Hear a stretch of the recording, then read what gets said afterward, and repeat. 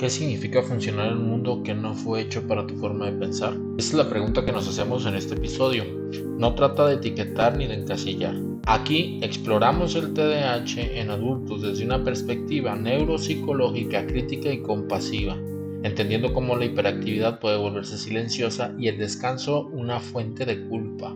Reflexionamos sobre lo que implica sobrevivir en contextos normativos cuando se es neurodivergente y cómo resignificar la experiencia del diagnóstico para abrir la puerta a la intervención ética y eficaz y verdaderamente humana. Vamos a abordar que el sobrevivir no es lo mismo que funcionar, la hiperactividad interiorizada, el cansancio crónico y la autoexigencia, el juicio clínico versus el juicio moral y el TDAH y su singularidad neuropsicológica. Bienvenidos. Bienvenidos a su podcast Mente en Contexto, y el día de hoy estoy con una de las docentes del diplomado que ya les he estado mencionando en varios episodios, Mayra Franco, ¿va? Mayra Franco cuenta con, bueno, tú dime, ¿cuál es tu formación, Mayra?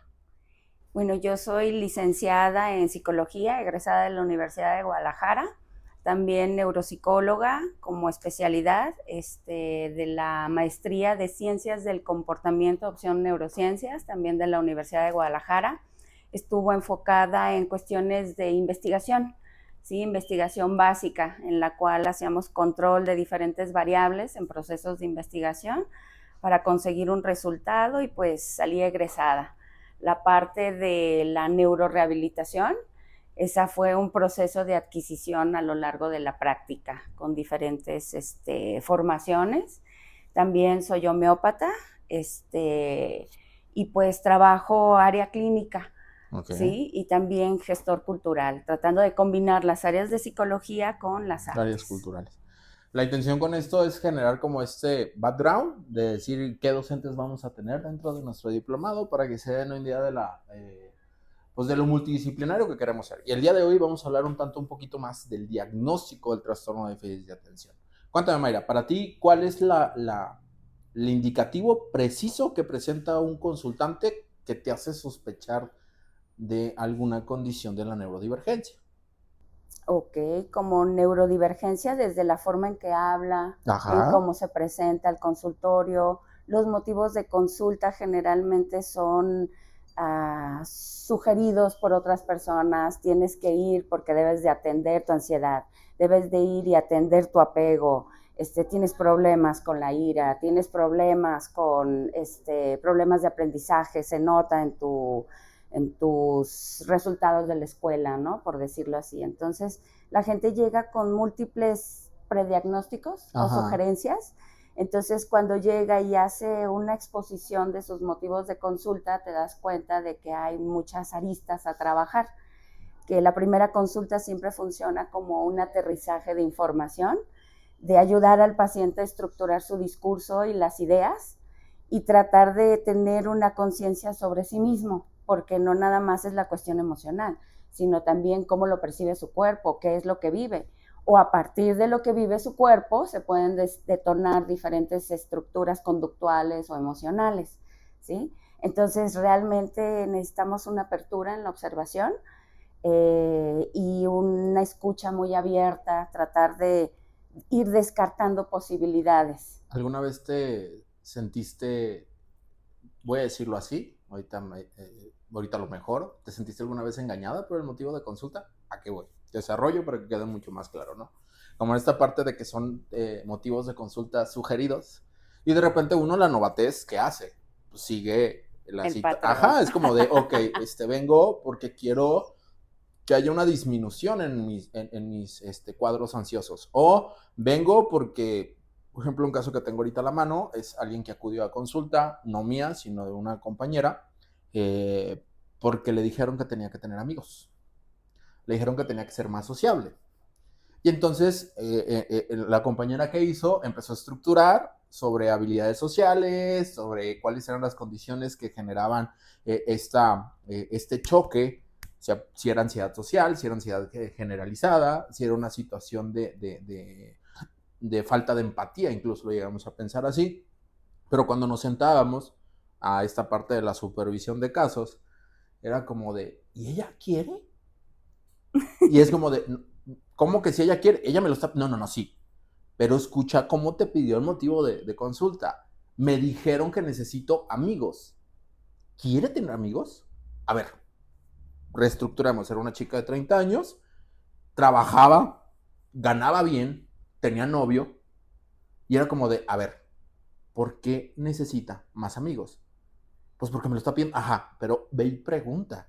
O sea, ¿para qué? Para ti. Para ti. ¿Por qué necesitas más amigos? Así es. Y entonces cuando vayas a esa pregunta, pues topa con pared. Es que me lo pidieron.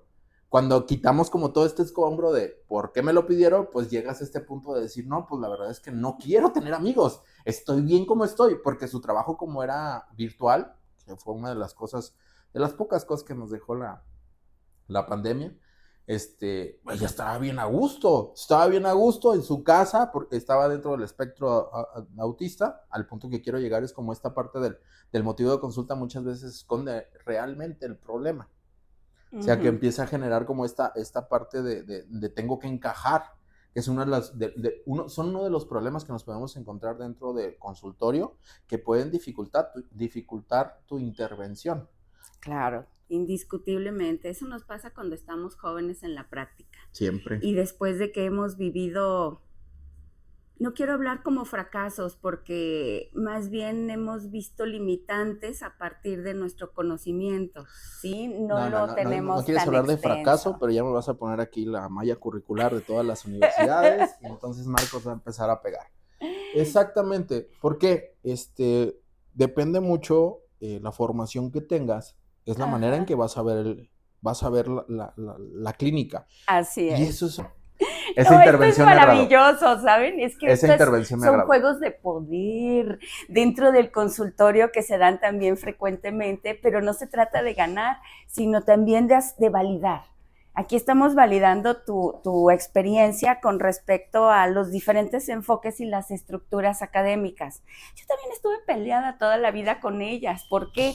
Porque yo no quepo en esos cuadros, pero los necesitamos porque debemos estandarizar ciertas áreas de conocimiento y sobre todo lo que es la psicología, que son muchos elementos intangibles como el enojo, la ira, el rencor, el susto, el amor. Todas esas cosas son muy subjetivas y difíciles de medir, pero no imposibles. Para eso intervienen las áreas básicas, como son las matemáticas, y nos ayudan a estructurar un conocimiento a partir de frecuencias, de promedios, de estadísticas, en donde podemos ver las puntuaciones zetas, es decir, los extremos, donde cabemos muchos y otros y no. Donde hay muchos promedios, ¿no?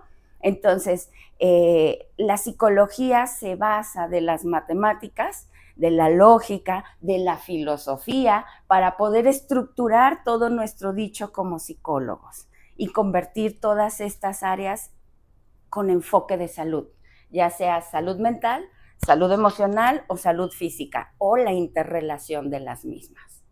No sé si con esto quedamos un poquito más aterrizados, validando. Señora producción, ¿puedo volar? Venga de ahí. No, ese también soy Marcos. Sí, vamos a dejarlo así. Sí, justo, o sea, era mucho de lo que yo también, y sigo peleado con la estructura académica o la malla académica que toca al área de los psicólogos, porque está muy sesgada a la experiencia que también es fruto de esa misma experiencia de académica del docente. O sea, prácticamente cuando te topas con un licenciado en psicología o un maestrante en psicología dentro de una licenciatura, te vas a topar con ese sesgo de esto para mí es psicología. De manera muy, muy, a veces está argumentada. Ajá. ¿A qué me refiero a argumentada? Pues sí van a tener sus millones de teoría donde sí sustentan completamente esto. Pero cuando queremos pasar esta parte teórica a la práctica es, por ejemplo, una de las cosas que te quería preguntar y que justamente tú me decías, pues yo no las aplico tanto, que tiene que ver con la situación de las pruebas diagnósticas. Las pruebas diagnósticas nos arrojan datos muy específicos que nos van a poder dar cierta estructura para poder saber enfrente qué estamos. ¿A qué me refiero? Normalmente, de la estructura que hablamos, de que hay cosas que sí necesitan estructura, que una de ellas es una prueba de evaluación neuropsicológica, Exacto. donde sí va a capturar ciertos datos que probablemente dentro de una interacción normal, semiestructurada, no vas a poder obtener. Así Pero que a es. partir de esos test vamos a poder nosotros obtener información importante para una intervención diferente. Te voy a poner un ejemplo de lo que no... en su momento, en esta búsqueda o en este camino de la intervención hacia las neurodivergencias, pues no era como yo pudiera escoger, tienes TDA, vente con yo, soy especialista. No, pues también hay situaciones donde me topé con autismo.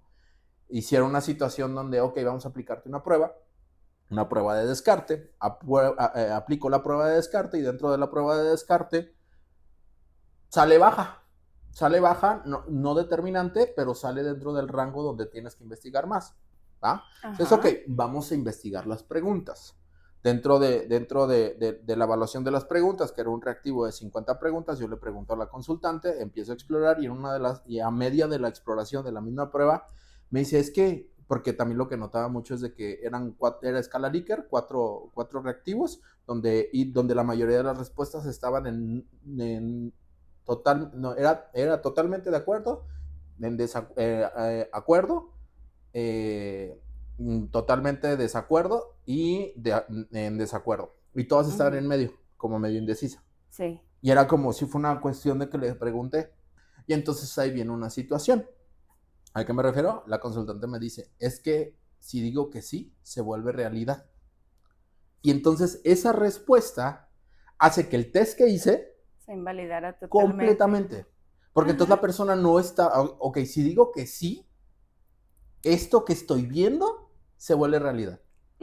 Entonces ahí es cuando entra en esta parte del autismo la literalidad. O por ejemplo, en algún caso también estuve frente a una situación un tanto compleja donde la persona presentaba cuadros de hipersexualidad tirándole a una situación ya más de depredador sexual.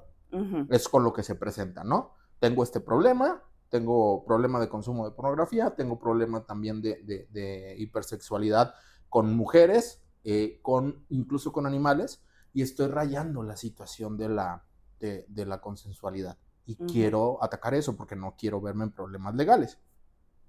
Empezamos con el proceso y entonces empezamos a ver como con esto que me decías anteriormente. Lo mandaron a terapia.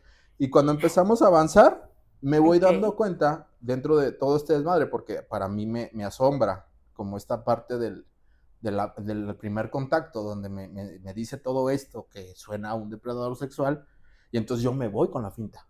¿A qué me refiero? Como me voy con la finta, empiezo a generar un diagnóstico y una predisposición. Yo la verdad primero le hubiera invitado a un grupo de bondage, BDSM, para ver si de alguna manera pudiera ser más una preferencia que un problema. ¿Sí? Es que por ahí, al punto que quería llegar es como esta parte de tener esta escucha activa te permite saber que dentro de todo esta llamada, este motivo de consulta, siempre va a haber algo que te va a decir, no es por allá. Porque una de las cosas que a mí me hizo, ponle tú que 50 minutos tengo todos estos problemas, y los últimos 5 minutos de la sesión fue, pero ya no ha pasado. ¿Cómo que ya no ha pasado? Tengo 3 meses sin nada. ¿Por qué? Es que como ya tengo novia. ¿Quién te mandó a terapia? Mi novia. ¿Cómo se enteró? Es que vio una de mis conductas problema, para no abundar más en cuestión de privacidad, y entonces ya ahí me pidió explicaciones y le tuve que explicar todo. Pero en 3 meses no ha habido nada. Dije, a ver, una persona con esta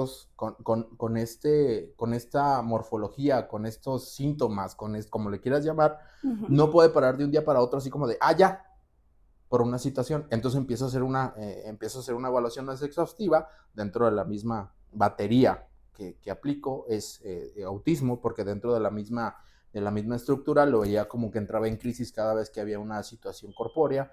También veo, vamos a ver trastorno límite de la personalidad, porque sí está con esta parte de la hipersexualidad, y vamos a hacer la última prueba que yo hice, porque dije, vamos a ver qué pasa, trastorno de déficit de atención con hiperactividad. Pues resultó dentro de la trastorno de déficit de atención con hiperactividad, predominantemente inatento. ahí es cuando empiezo a ver, y por qué me di cuenta al punto que quería llegar como en el test, como que en los demás los contestó de volada y me los entregó. En este se queda más tiempo como viendo, me lo entrega y cuando lo estoy observando me dice, siento que te mentí. ¿Cómo? Sí, siento que las respuestas te mentí. A ver, y como es una prueba que me permite calificarlo en el momento, es la de ASRS, la califico en el momento, hago ciertas observaciones y después le pregunto. Me dice, aquí es donde siento que te mentí, porque lo hago más veces de lo que te puse ahí.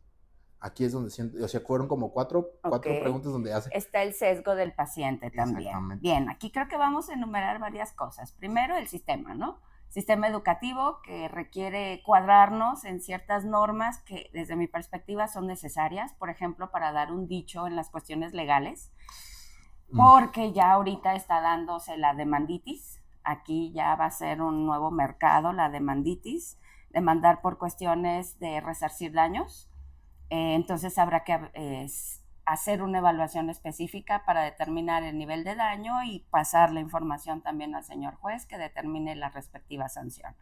Eso es por decir, una de las necesidades, en este caso, son jurídicas. Hay personas que han llegado a consulta que llegaron ya diagnosticadas y llegan aliviadas. Yo no sabía qué tenía hasta que entré a una evaluación psicométrica total y pude entender que soy diferente, ¿sí? Pensaba que estaba loca, pensaba que era mala persona, mala hija, mal hijo, mal padre, etcétera, etcétera, porque fui calificado socialmente como una persona indisciplinada, como una persona problemática, que se salía de las normas, porque realmente no ocupé en ellas, no pude llevarlas al mismo ritmo que los demás, y el saber, a partir de una evaluación psicométrica, qué es lo que tengo, me da un rango de tranquilidad y de redireccionar, bueno, si estoy mal en esta o tal área, pues ¿qué tengo que hacer? Bueno, pues para empezar con el psicólogo. Junto con ello, bueno, descubrí que el ejercicio, descubrí que cierto tipo de actividades, el entenderme cuando tengo momentos de hiperfocalización, aprovecharlas, generar estrategias cuando estoy deprimido para no clavarme en irme de fondo, porque ya entendí. Pero, ¿sabes? Estas personas que llegan así ya tienen 30, 35, 40 años, llegaron a un nivel de madurez después de haber tenido una vida caótica.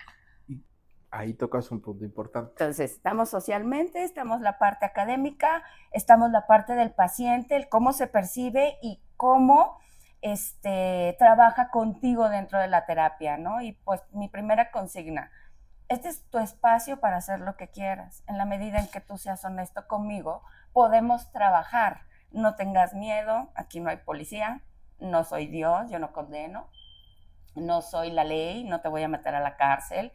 Socialmente no me es permitido y aparte gozas del secreto profesional.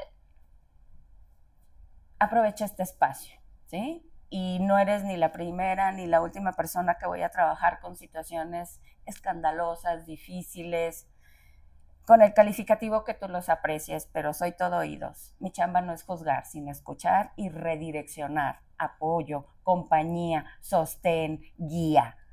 Mientras tengas claras las consignas, la gente fluye un poquito más y te permite esto, ¿sí? Y siempre cuestiono, pues, en qué medida esto te ha servido en el proceso a lo largo de la terapia.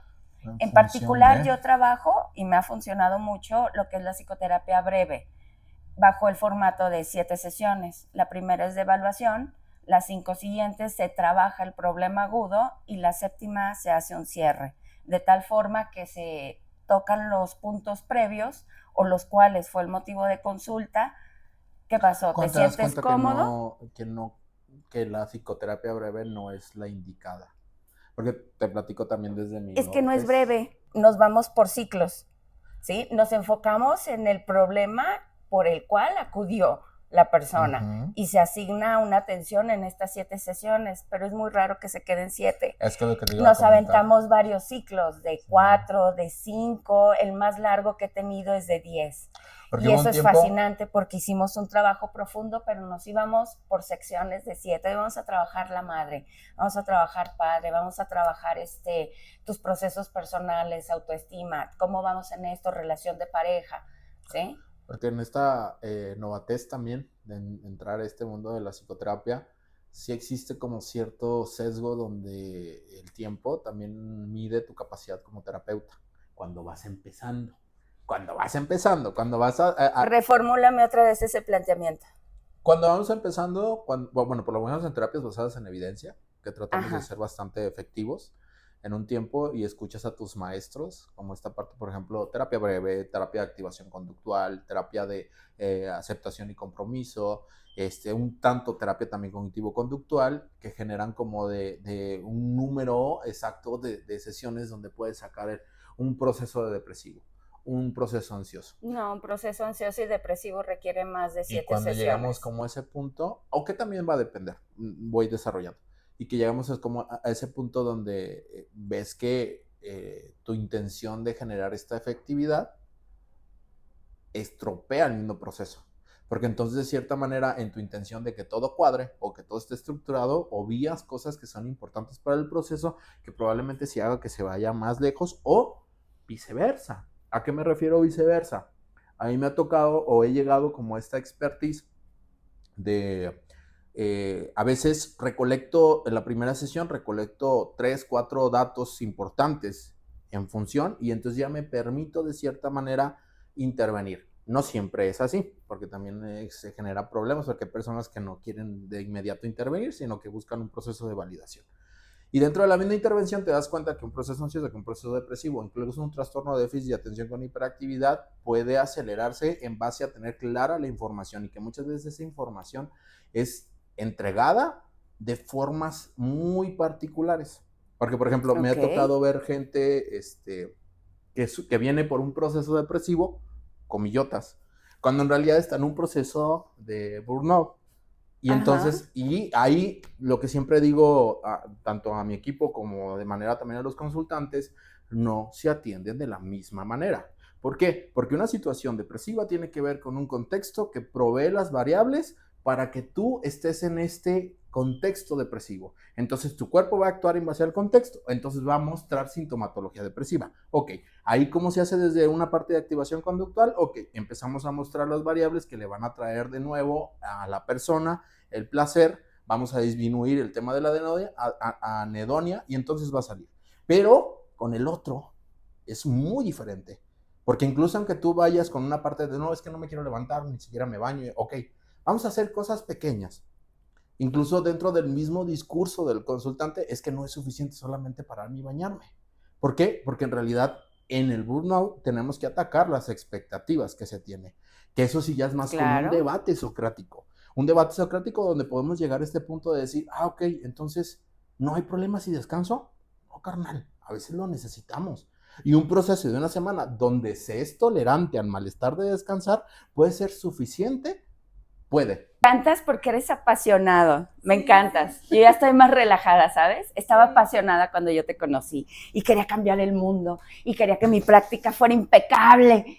Y la verdad ahorita estoy más relajada en el sentido de que he podido conformar, abrazar la psicología desde la parte del individuo, la parte espiritual, la parte científica, la parte social, la parte cultural, que esa es la parte más divertida, para poder entender que el concepto, para abrazar totalmente que el concepto de salud es multifactorial, ¿sí? Totalmente. Y que a lo largo de nuestra práctica las intenciones son diferentes. Todavía noto que quieres resolver el mundo. Yo quiero nada más empujar a los muchachos a que encuentren sus líneas de trabajo, sus líneas de afectos, el sentido a la vida, empujarlos nada más al lugar en donde pudieran estar. ¿Cómo puedo dilucidar eso? Se convirtió en arte. La psicología se convierte en arte a lo largo de la práctica, ¿sí? Y ahí es cuando empiezas a combinar todos tus recursos y dices, bueno, este chavito llega con este problema, nivel de atención, pero bueno, si lo pongo a trabajar con animales y pongo a que entrene un animal, fíjate, le voy a enseñar conductismo en vez de someterlo a un proceso conductual a él. ¿Te parece si entrenamos un loro? ¿Cómo? Sí. Hagamos que haga a que ponga la pelotita en una cesta, a que se suba en una bicicletita. ¿Te late? Yo preferiría eso. Porque no está enfermo. No. Es una persona singular, diferente, una capacidad de entendimiento, de procesamiento y de intervención y desplazamiento en el mundo única. Lamentablemente a veces tenemos familias difíciles, amigos difíciles, ambientes sociales terribles, ¿sí? Terribles. Por ejemplo, en adicciones, que trabajé 5, casi 6 años, realmente el ambiente es el que se vuelve a comer a los muchachos, por mucha voluntad que haya de la familia, del mismo chico, si no salen de ese círculo de pobreza, no prosperan mucho, ¿sí?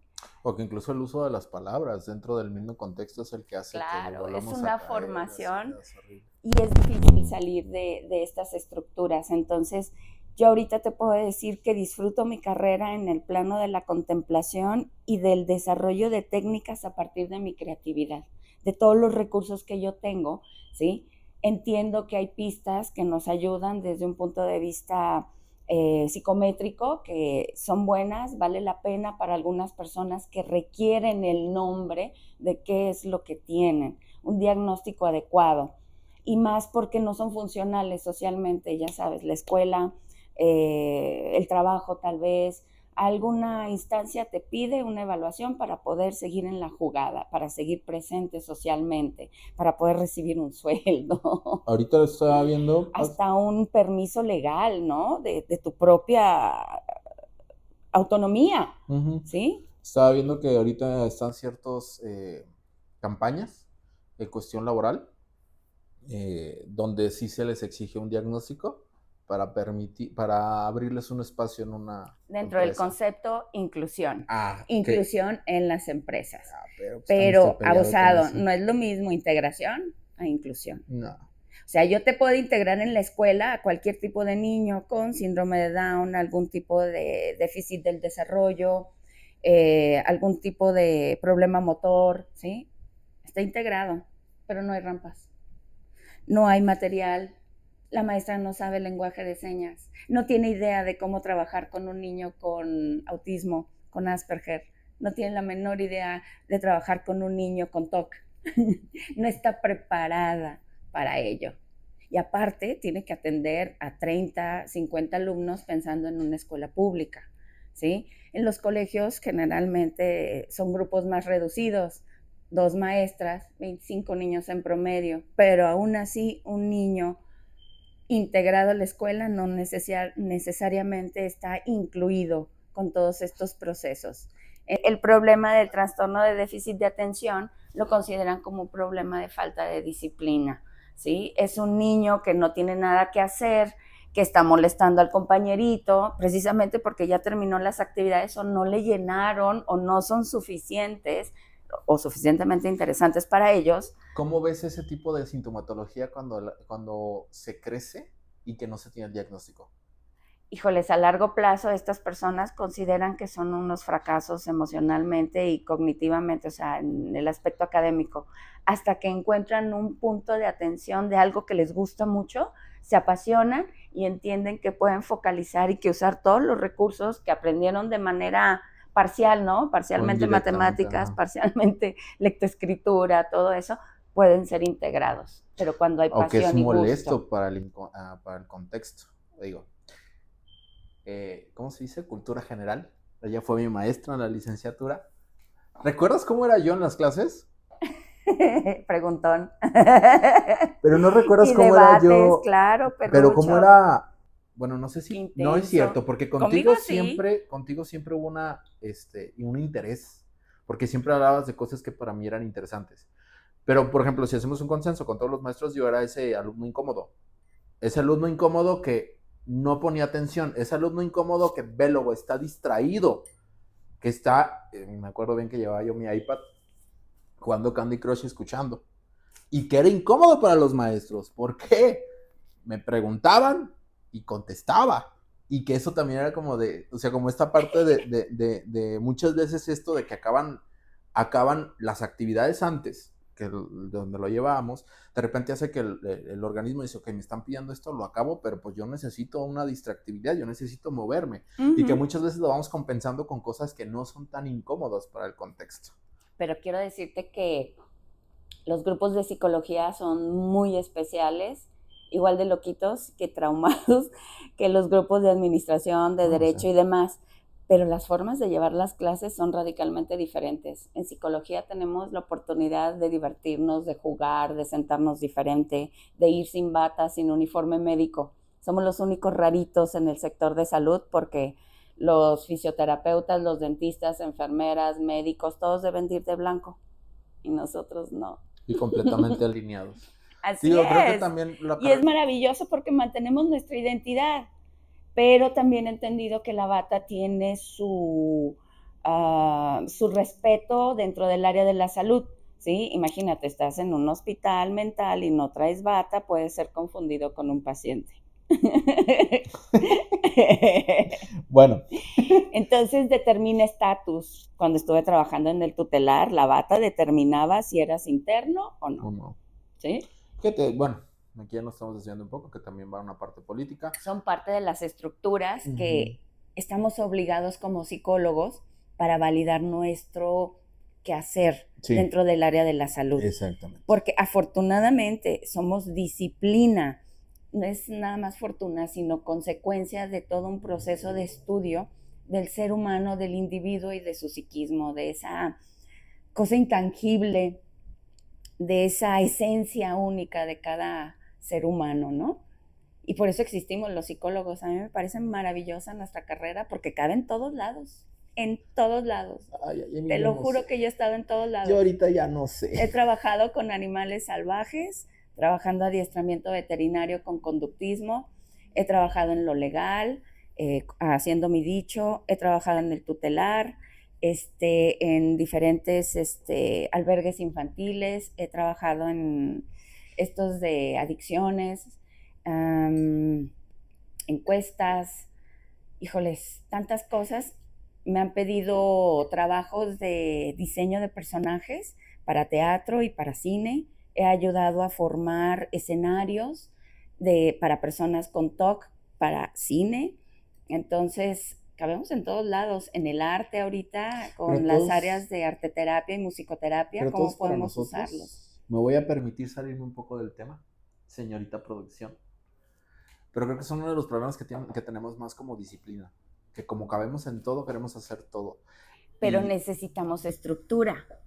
Es inevitable. Y ahí es cuando entro como en esta parte de diferenciar, y lo digo abiertamente, la parte científica que habla de experimentación, que habla de conceptualización, que habla de epistemología, que habla de filosofía, que habla de teorizar desde una parte muy medular, que es como dejémosle eso a eso, y la parte aplicada, que ya somos más nosotros, que existe otro tipo de integración. Por ejemplo, ahorita decías que en la psicología es arte. Concuerdo completamente contigo en el aspecto cuando hablamos de una situación aplicada, porque usamos el conocimiento del contexto que es inherentemente a nuestras historias de aprendizaje para que logremos tener un resultado. Pero desde mi particular vista crítica y un tanto incendiaria, creo que el hecho de que no existe una estructura particular en la parte científica, que incluso no sabemos ni siquiera dónde está, bueno, sí sabemos, pero todavía está como este choque de saber exactamente si somos ciencias naturales o ciencias sociales, que sabemos que es más un tema de ciencias naturales, o sea, estructurar a partir de ahí, ahora sí aplicarlo, porque entonces, y otra vez incendiario, abrimos el espacio a ciertas prácticas que no son necesariamente científicas. O saludables. Como la parte holística, ¿no? Algunas terapias iatrogénicas que no tienen como esta estructura. Por ejemplo, hablando de una neurodiversidad, aquí aterrizamos, ya regreso producción, hablando de una neurodiversidad, cuando no existe una estructura en una terapia que va a ser aplicada, podemos ser iatrogénico para el otro. Por ejemplo, en su momento llegó un consultante que tenía años en psicoanálisis. Claro que a nivel cognitivo, hombre, era una chingonería el guate. Una chingonería. Es que pasa esto y lo otro. Ajá, ¿y por qué estructuras racionales, pero poca conexión emocional. Y era como de, ok, hablemos de lo que sientes. No, pues es que estoy sintiendo abandono. Ajá, pero ¿cómo se siente? Pues así, abandono. Pero ¿cómo se siente? ¿Cómo que cómo se siente? Sí, porque los problemas que me estás reportando no tienen que ver a nivel, tú sabes qué está pasando. Viene a nivel de no quieres, perdón, no quieres sentirlo. Entonces ahí es cuando vemos que algunas terapias que no están sustentadas de manera adecuada pueden caer en esta iatrogenia de abonar más al problema central. Así Entonces es. generar como esta estructura de decir, ok, sí tenemos como a la hora de aplicarlo, ¿por qué? Porque también hay que ser honestos. Es muy difícil y sobre todo en un contexto mexicano poder aplicar de pe a pa una terapia, porque aquí también voy a aventar. Una metodología muy estructurada, No se porque para puede. empezar necesitamos la frecuencia del paciente y de eso depende de su disponibilidad económica y también de tiempo y de trabajo y son muchos de los factores para que regrese cada semana tu paciente, ¿eh? También estás el factor tú en cómo tú lo motivas como terapeuta. Te necesito ver la siguiente semana o cambiarle, necesitas regresar tú. O incluso el entrenamiento que puedas llegar a tener dentro de consulta, cuando sales se puede caer, y no tanto porque no hayas hecho un buen trabajo, sino porque aquí estamos en un lugar tranquilo, aquí estamos en un lugar apartado, aquí estamos en un lugar donde podemos tener acceso a un aire acondicionado, a un ventilador, A a una agua sala si se privada necesita, simplemente. ¿sí? Y cuando sale eso, todo esto se acaba, no hay privacidad. No tengo tiempo para aplicar los ejercicios de respiración, porque aquí para todos tengo, también para TCC. Como esta parte de voy a hacer mi ejercicio de respiración y entonces voy a estar bien. No, carnal. O sea, a veces no se va a poder. O tengo que hacer mi meditación diaria para... No, a veces no se va a poder. No, A veces no se va a lo poder. tengo comprobado en las comunidades terapéuticas. Yo llegué a dar consulta en esta esquinita y aquí estaban los chavos de cocina, por allá estaban trabajando áreas de limpieza, por allá estaba la tribuna y pues se combinaba mucha información. Y haces lo que puedes. Porque eso es lo que el espacio me permitía, ¿no? Y precisamente darle continuidad, oye, puedes hacer esto, oye, es que ni siquiera me permiten tener papel porque es peligroso. O sea, que no puedo escribir. ¿Cómo le haces? Chales, ¿cómo hacemos el ejercicio? Bueno, no importa, hagamos la tarea aquí, para retomarla. O sea, tengo que ajustarme a las condiciones. Nosotros tenemos un tiempo limitado. ¿Qué tanto pueden hacer en 50 minutos? Nada. Nada. Es lo que siempre... Nuestras consultas, las mías, quien me conoce sabe que son más de una hora. Por dos. Y sobre todo cuando existe una necesidad por encontrar la respuesta, es como de... Exacto, y tratar de obtener una visión globalizada del individuo. Mi formación me ha obligado a entender la individualidad, ¿sí? El terreno único que predispone inclusive a tal o cual enfermedad de acuerdo a su misma condición biológica y a su entorno social. Mi formación homeopática me ha permitido observar y entender el mundo así. Entender las enfermedades. No hay enfermedades, hay enfermos. Cómo tú vives eso que te hace sentir mal, que te incomoda, que te hace que no funciones. ¿Tú cómo lo percibes?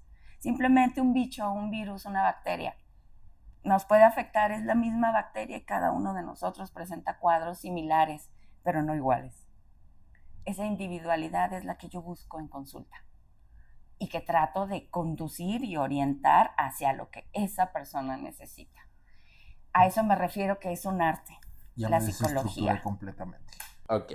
Y para cerrar, Mayra, ¿cómo detectas o cómo manejas el discurso a un consultante porque ahorita está muy de moda esta parte de que todo el mundo tiene TDAH, de que me distraigo por todo, y que incluso justifican conductas como la infidelidad porque soy déficit de atención con hiperactividad, y que tú te das cuenta que no va por ahí? ¿Cómo manejas ese tipo de cosas?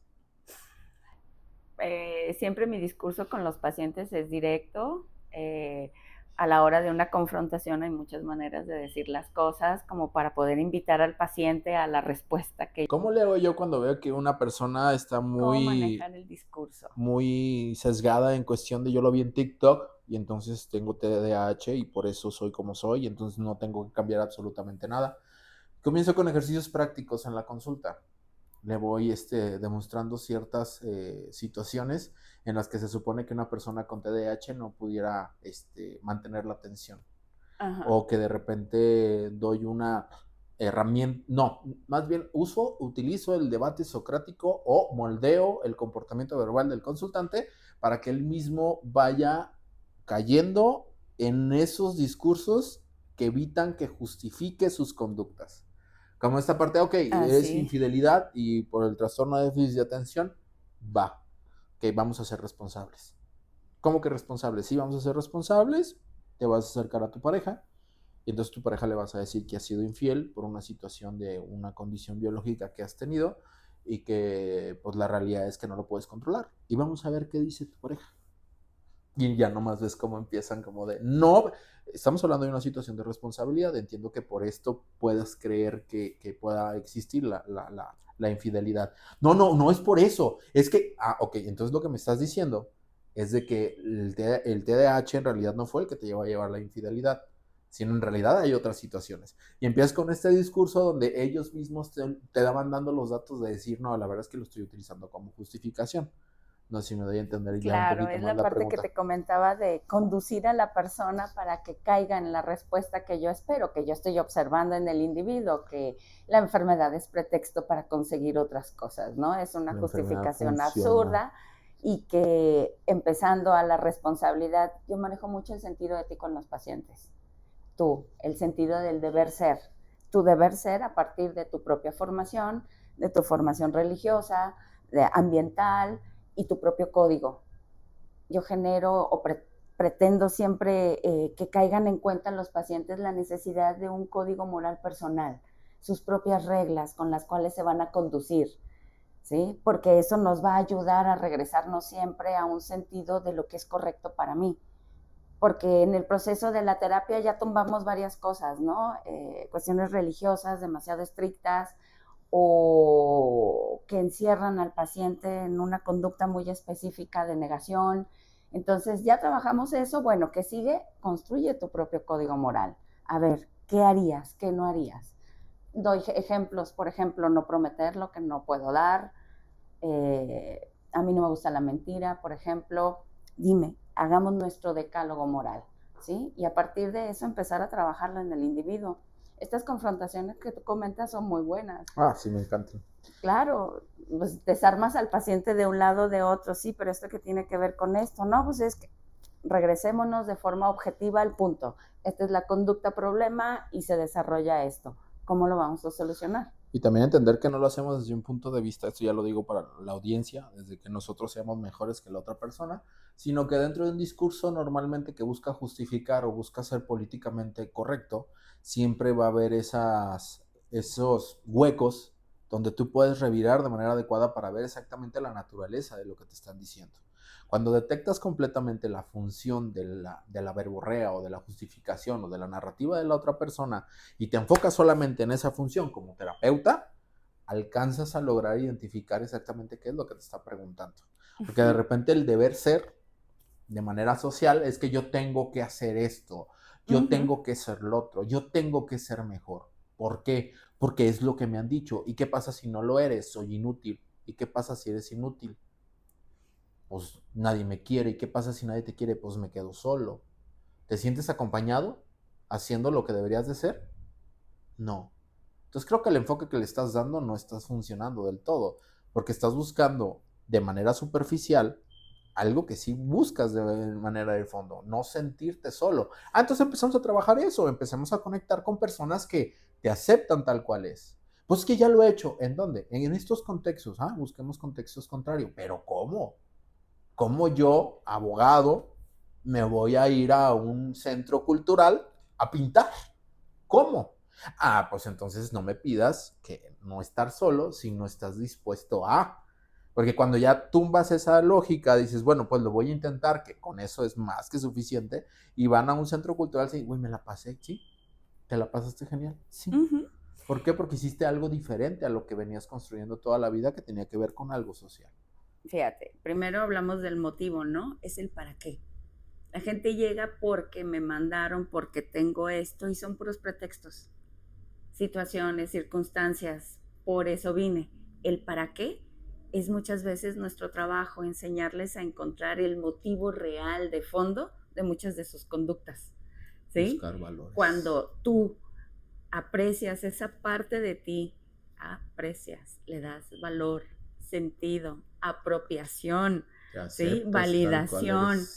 Cuando realmente te abrazas, empieza a caminar el proceso terapéutico. Porque no podemos ser malos, simplemente tenemos que ayudar a las personas a quitar muchas de los estigmas que se tienen en ese sentido del deber ser.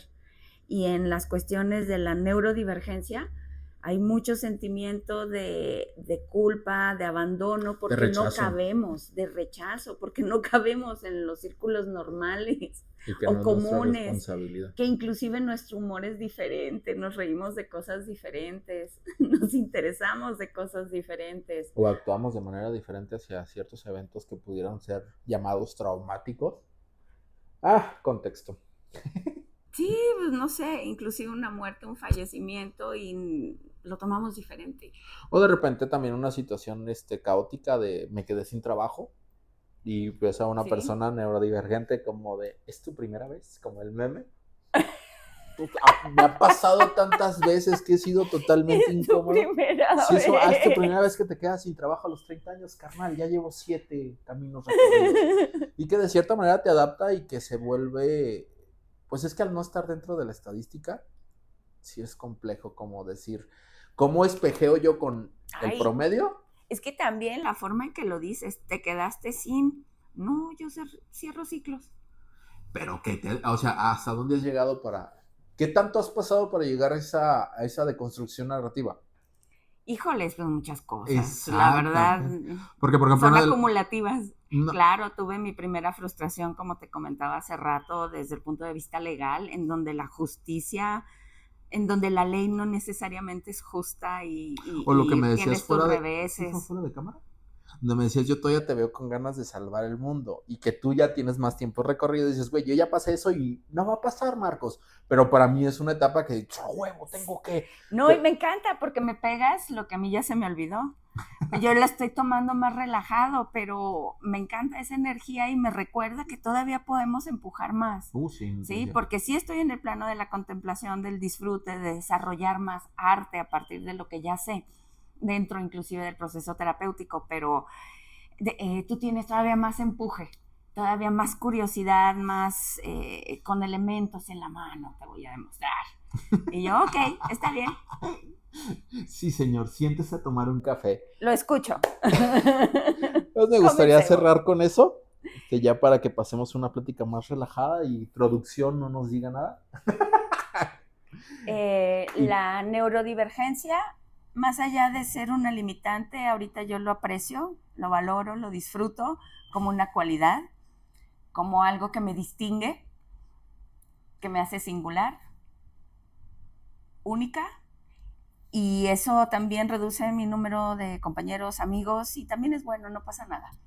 Uno se hace más selectivo y es bueno tener un círculo de amistades, de trabajo, de redes de apoyo cerradas, porque tienen calidad. Uno de los errores más grandes que yo cometía era juntarme con neurotípicos, y que cuando me enfrentaba con un problema de neurodivergentes, pues me quedaba solo, porque los neurotípicos no alcanzaban a entender.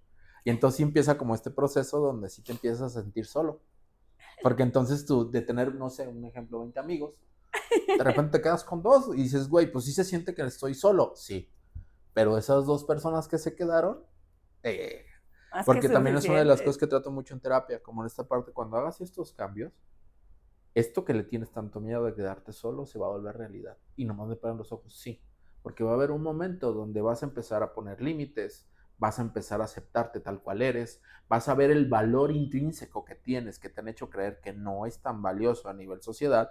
Y entonces las personas que se nutrían, que ganaban de estos elementos, se van a empezar a alejar.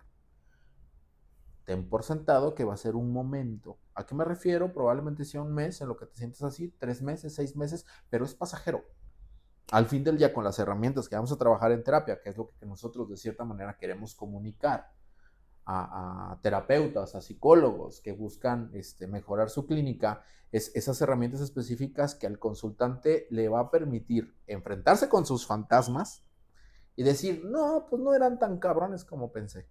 Y llegar a este punto de decir, lo logré y fue gracias a, porque sí se siente bien bonito, ¿no? Claro que te ha pasado a ti, pero se siente bien bonito que te den las gracias después de dar una alta. En mi vida lo hubiera hecho y se siente muy chido y saber que tienes la formación adecuada, híjole.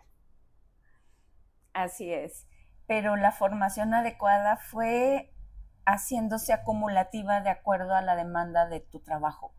Te diste cuenta de que no sabías ciertas cosas, te pusiste a estudiar. Y que Buscaste la el función libro. de este diplomado es alimentar la visión crítica. Porque quien ha seguido este proyecto hasta este punto sabe que Marcos es bien crítico y bien incendiario y que no se queda con algo. Quien sabe la trayectoria también de la doctora Esther Valle Morfín, sabe que no se queda con lo que le dicen. Quien ha sido alumno de la maestra Mayra, sabe que la diferencia es parte de su docencia.